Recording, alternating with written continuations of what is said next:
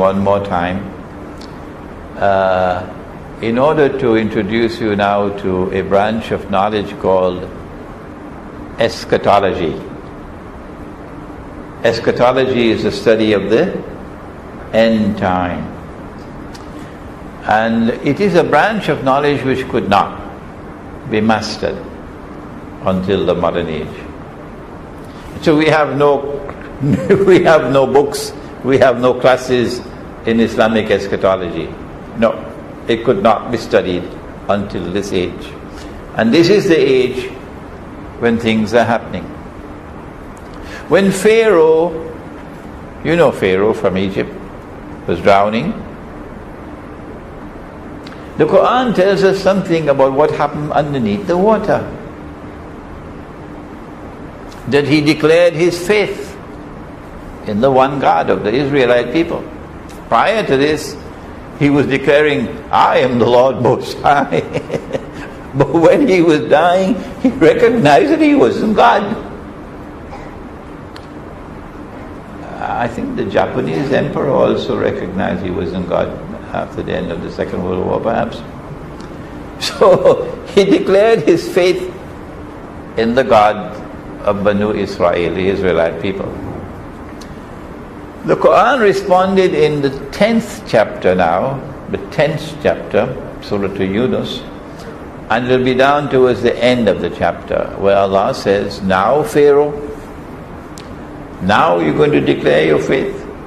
And prior to this, you were in a state of obstinate rejection, rebellion, and you were committing fasad, meaning oppressing the people. Today we have decided, the one God is speaking. Today we've decided to preserve your physical body. That your physical body, when it is discovered, when it resurfaces in the historical process, will be a sign for a people who would come after you. But most people are negligent of our signs. This is the verse. The body of Pharaoh was discovered in 1897 or 8, and the Zionist movement was created in the same year. The same year. And so when the Quran says that when the body of Pharaoh is discovered, this is a sign for a people to come after you, the answer is the Quran is referring to the Judeo-Christian Zionist alliance. What is that sign? The sign is that the epic encounter between truth and falsehood, between arrogant power and the world of the sacred, between Pharaoh and Moses, which took place at that time and which ended with a divine intervention in the historical process. When Allah said to Moses, alayhi salam, take your rod and strike the water. My gosh, you'd love to see that video, eh? And the water parted. وَإِذْ فَرَقْنَا بِكُمُ الْبَحْرَ, and we parted the water. فَأَنْجَيْنَاكُمْ, and you were able to cross with safety. وَأَغْرَقْنَا آلَ فِرْعَوْنَ, and when Pharaoh and his army attempted to cross, guess what happened? The waters came down and they were drowned. They died. Indicating from an eschatological viewpoint that history is going to end with a reoccurrence, I wish I could find a better word, of that epic encounter between truth and falsehood. How will history end? When they put him on the cross, and then they boasted, we've killed him. Because there he is on the cross, he is dead. He claimed that he was the Messiah, this son of Mary. But he's dead. So he couldn't be the Messiah. Why?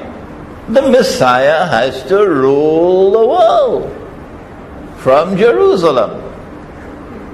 And truth and justice has to triumph over all rivals and all injustice and oppression. And so they boasted. What they did not know was that no, says Allah in the Quran, they did not succeed in killing him. They did not succeed in crucifying him. Allah made it appear like that. Allah took his soul, took his soul, took his soul. I repeated it 3 times. And if Allah takes his soul, but he was not killed, he was not crucified, the implication is like what happened to you last night. Last night, Allah took your soul and returned it. That's what the Quran speaks of. So Allah took the soul when he was on the cross, and so they thought he was dead. And Allah returned the soul when no one was there, and then raised him, so he didn't die. But you would know this unless you come to the Quran. But that's not the end of the story. Oh no.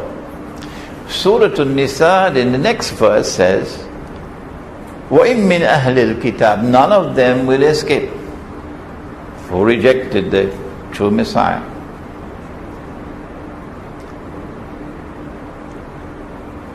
But rather, when he returns, before he dies, they will all have to believe in him. Every single one of them.